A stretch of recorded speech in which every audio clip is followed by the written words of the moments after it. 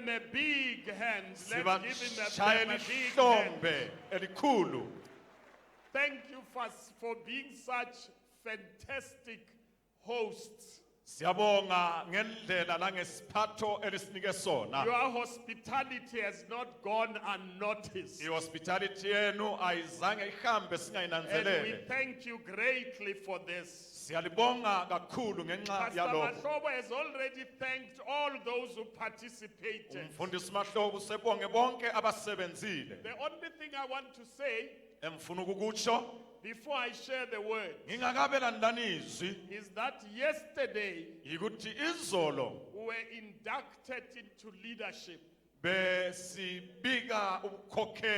Normally you would have an induction speech.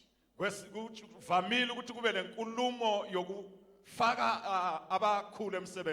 know how late it was at that moment. And we thought it would not be the appropriate time to say so, to do that. And so I want to say it in one sentence, that we want to thank the leadership of the AFM International for entrusting this movement, this church, in the hands of those you have elected. And all those who were inducted yesterday. I just want to say that we commit ourselves to do what the Lord will lead us to.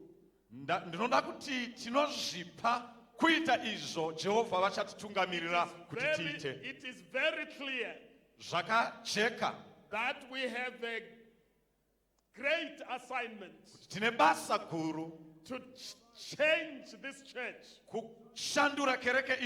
to transform it, to go back to its original of being a missional church. Because being missional has been the DNA of this church. Right from the beginning. We didn't call it missional, but we lived it. We didn't have the word, but we lived it in any way. It was us. I've been listening to interpreters here. Even if I don't understand the language. But I know they've been struggling to interpret this word mission. Hallelujah. Hallelujah. Now we are dealing with an old but new concept. But our language can't explain it. Now let me tell you one thing. A human language will never be able to explain the things of God. You can try your best, but it can never explain the things of God. The things of God can only be explained by the Holy Spirit. It is the Spirit that interprets the words. And so we want to commit ourselves that for the next 3 years, we're going to have to disciple every leader in this church to understand what being missional is about. And the leaders will go and disciple their own leadership. That leadership would know about it. And those leaders will go to the congregation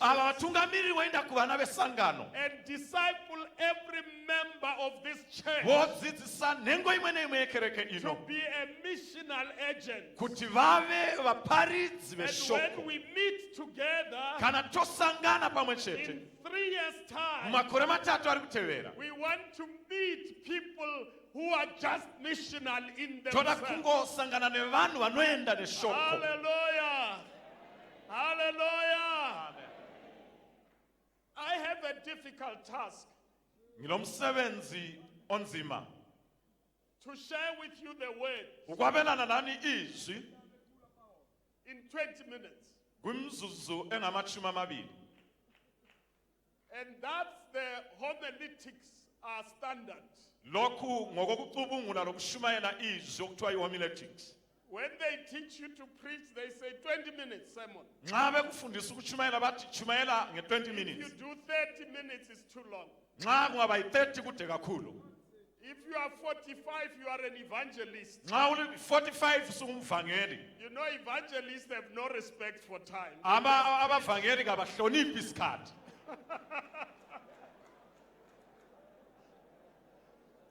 But homiletics keeps you to 20.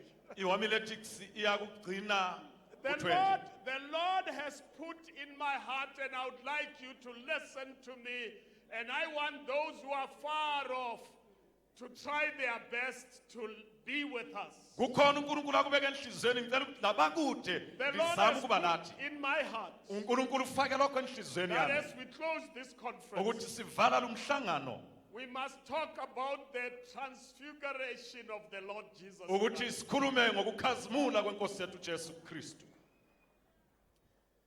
When we started on Monday with the leaders, I said, I feel like I am on top of a mountain. And when you are on top of a mountain, you can see the other mountains. And you can see the valleys. But you can't see everything because you are a human being. But God sees where you can't see. Even if I go on top of a mountain, but I can't see everything. I don't want to talk about government. But the technology today doesn't need me to go behind that mountain. I can sit here and see everything you are doing the other side. Hallelujah. Technology today helps you. If the United States thinks we are troublesome, they will put a satellite and zero on this place. And see Pastor Mazire sitting there from the United States.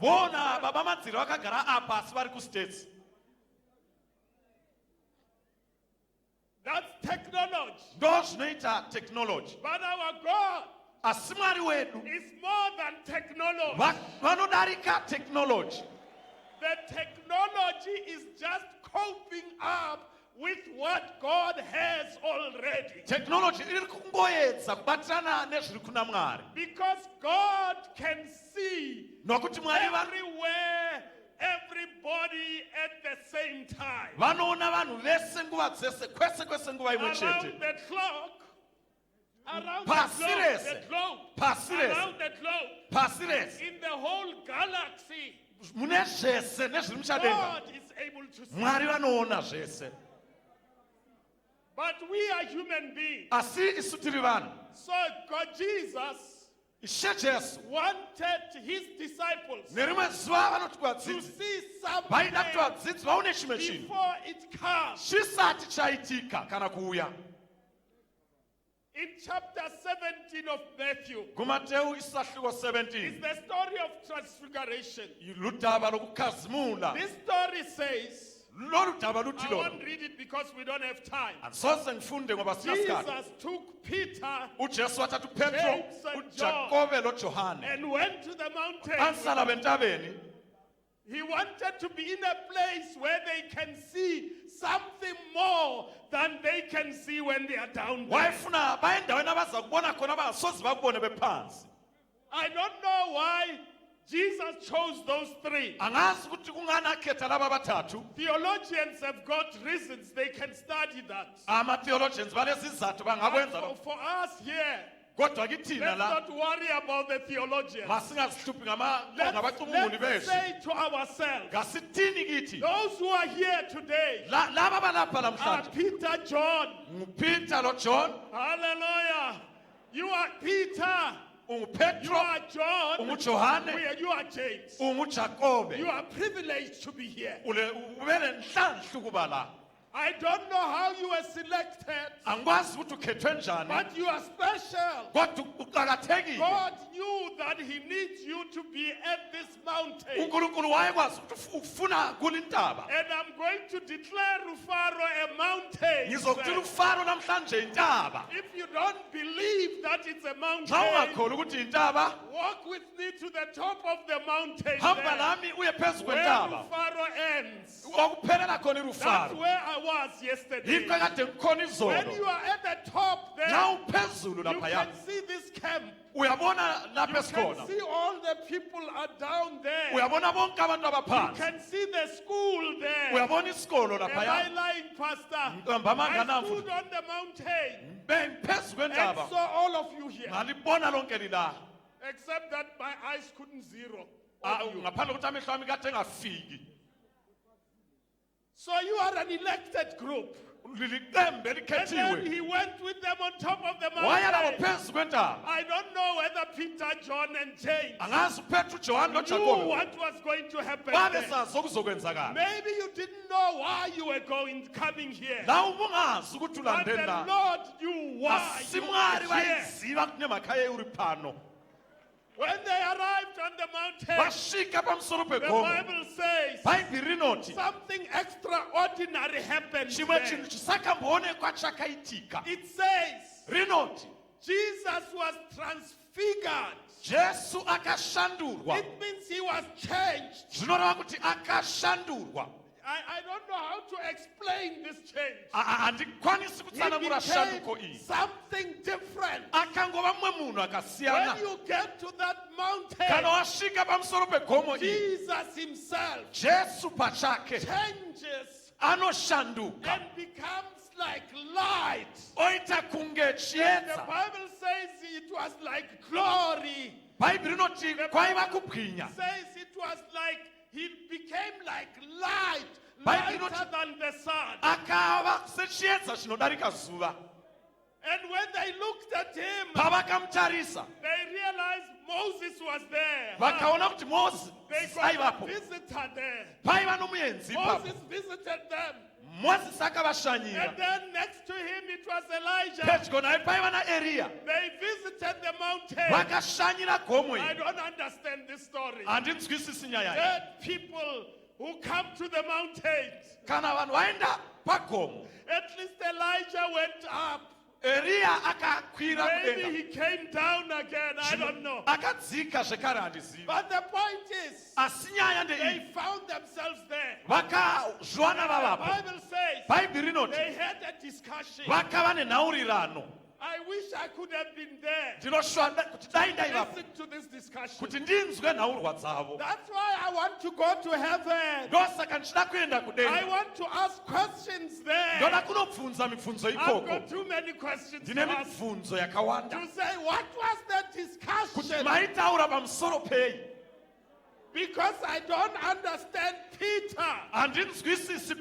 The Bible says Moses and Elias were talking with him. Then Peter answered. I don't know what question is answering. You know Peter. He's a fast man. He acts very fast. He thinks very fast. He has got a quick solution for everything that happens. Peter is the one who took the weapon. It's him, isn't it? And cut somebody's ear. He solves the problem quickly.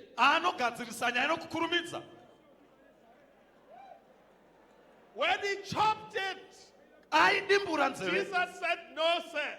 Just know what I That's not my plan. Put it back. It's not my plan. Peter, don't be too fast. You are too fast. That's not my plan. Now he's on top of the mountain. My 20 minutes is going now. He's on top of the mountain. And then I don't know what happened. But Peter has an answer.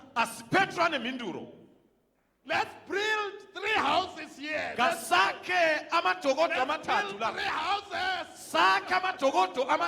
For you, Jesus, and Moses, and Elijah.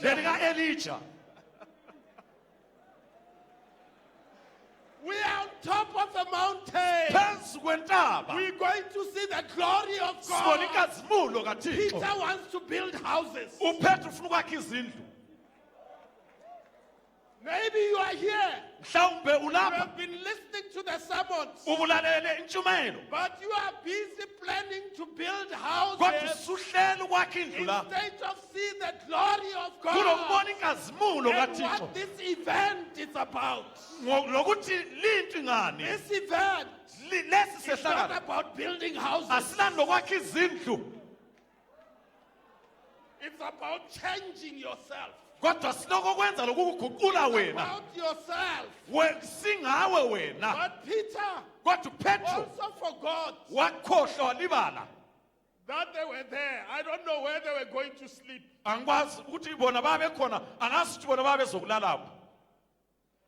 He says, let us make 3 tabernacles. One for you, one for Moses, one for Elijah. What about them? He forgot. He was so overwhelmed by what was happening. He didn't forgot himself and his friends. The Bible says, once Peter was thinking about building houses, he says, whilst he spoke, behold, a bright cloud overshadowed them. Whilst he was thinking about his own thing, a bright cloud overshadowed them. It reminds me of the temple, Solomon's temple. The Bible says, whilst the priests were bringing what is it? No. Whilst they were bringing the place where the Lord, what is this thing that they were bringing? The ark, yeah, the ark. You see, I look at my wife, and she helps me, you know. She shouldn't be sitting too far. She must be here. When they brought the ark, they made sure that they handle it carefully. This thing kills people. They know that you must handle it properly. So they go and put it in there. And they were still busy with the ritual. The Bible says the Lord came down before they finished what they were doing. And the priest could not complete the job. When God comes, He intervenes. Your plan goes out, and God's plan goes in. Your thoughts go out, and God's thoughts go in. Your ideas go out, and the ideas of God go in.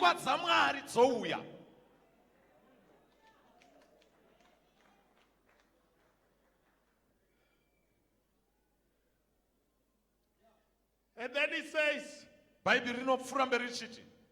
behold a voice out of the cloud,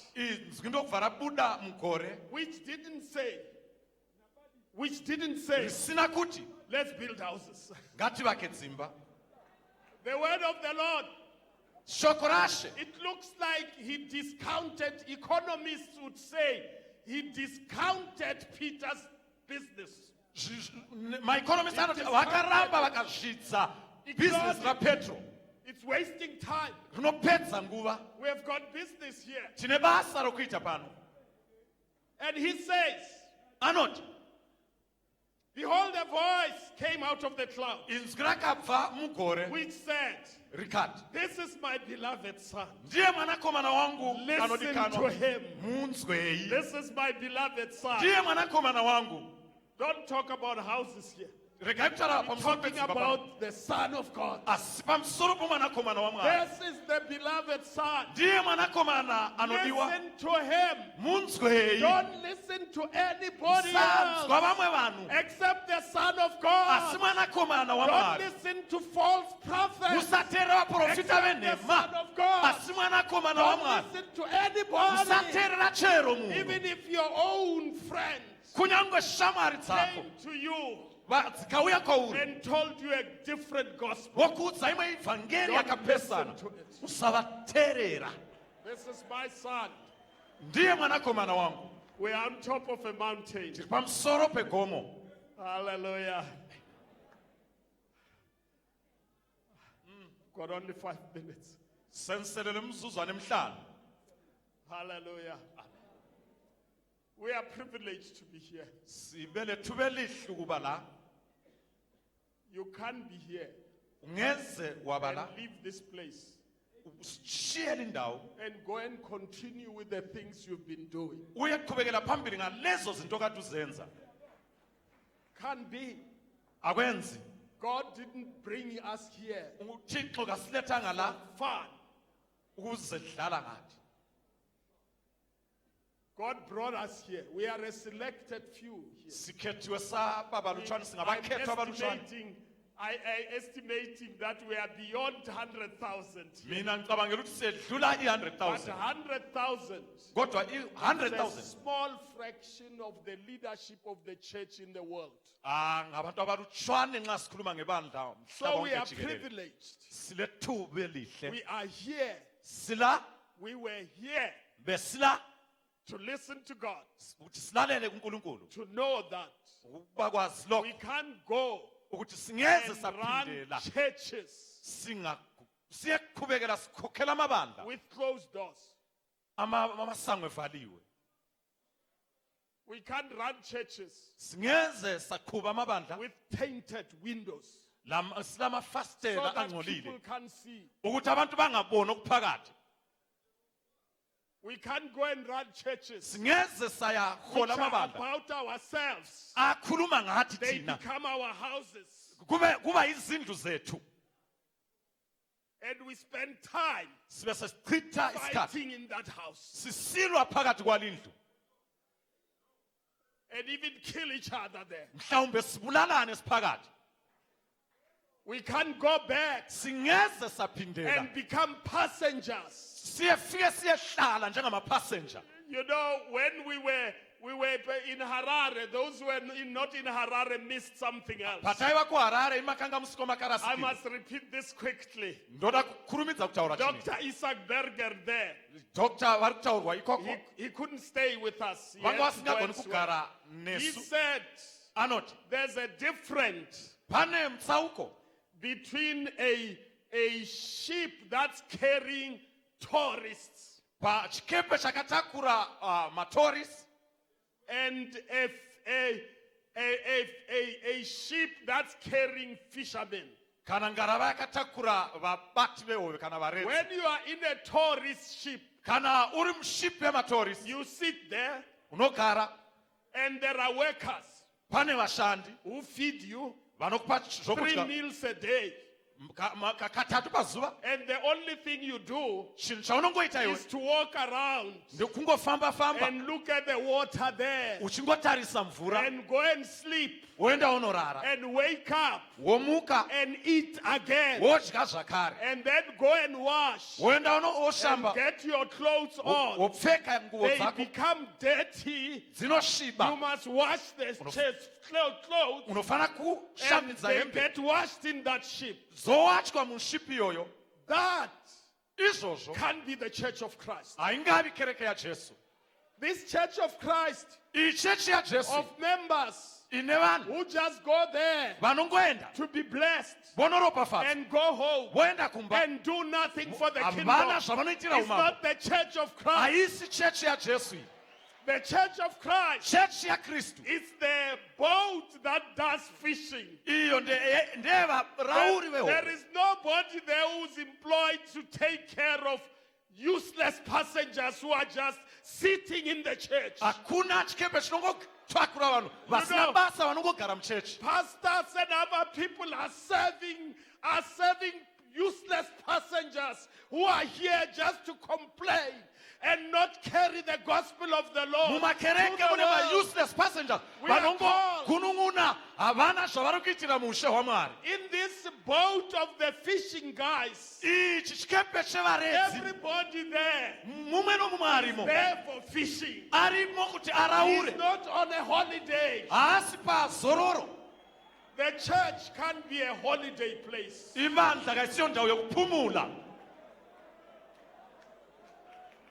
The church must be filled of fishermen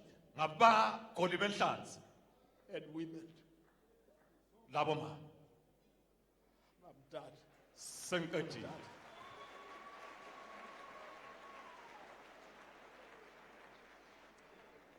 The last thing I want to say, I'm done now. And when the disciples heard it, they fell on their face and were so afraid.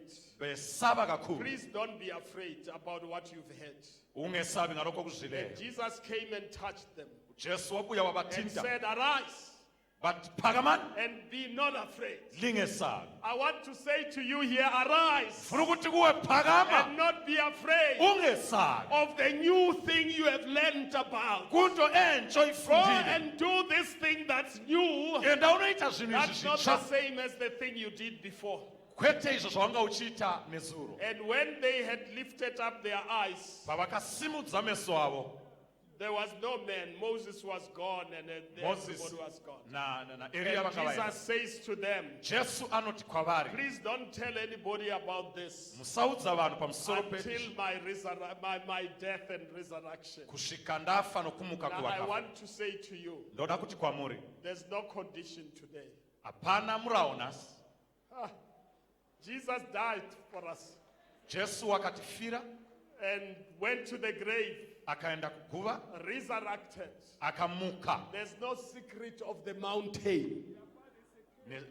We must go down and go and share what we experienced at the mountain. Peter, James, and John had to keep quiet until the right time. For us, this is the time. This is the time. This is the right time. When you leave here, you go and do God's work.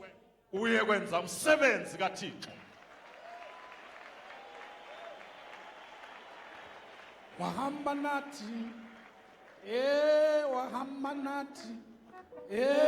wahamba nathi, siyabonga. Wahamba nathi, wahamba nathi, siyabonga.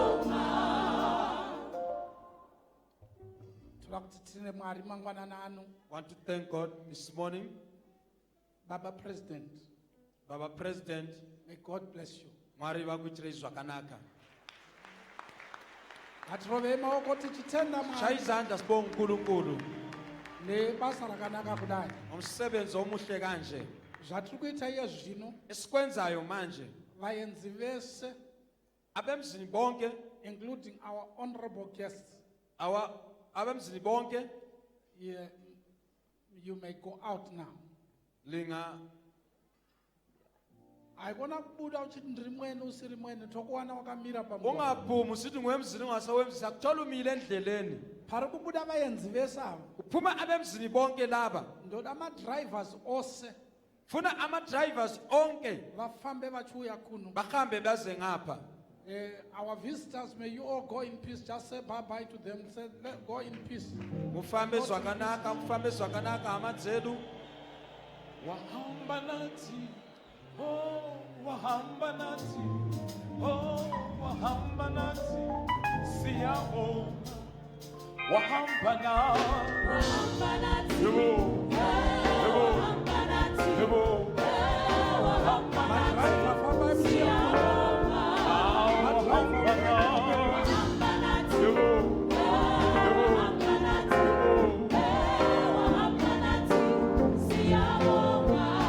wahamba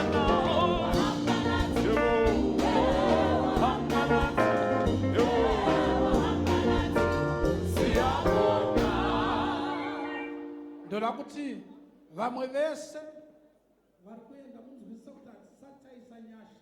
Thanda ukuthi lonke nelihamba asikafaki umusa. Usaende